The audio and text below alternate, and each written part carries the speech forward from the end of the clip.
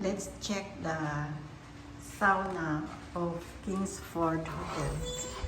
This is the dry sauna, or is the charcoal here, and it's very warm. Really warm. Here, the dry sauna. There's the bench that you can just sit and wait for your body to be warm. And also this is the shower. After your sauna or before your sauna, you can take shower here. It's inside the toilet of the Kingsford Hotel.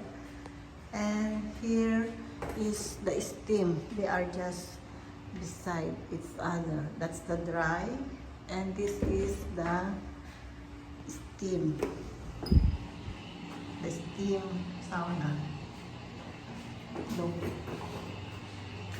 This is the steam sauna of Kingsford Hotel.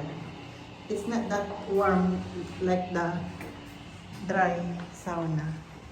It's a little bit cold, a little bit just warm, not very warm. And this is the toilet.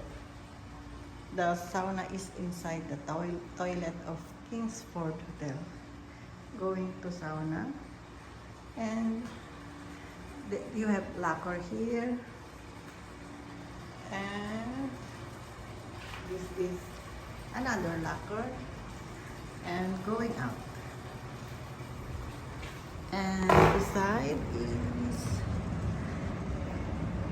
outside the toilet is the gym.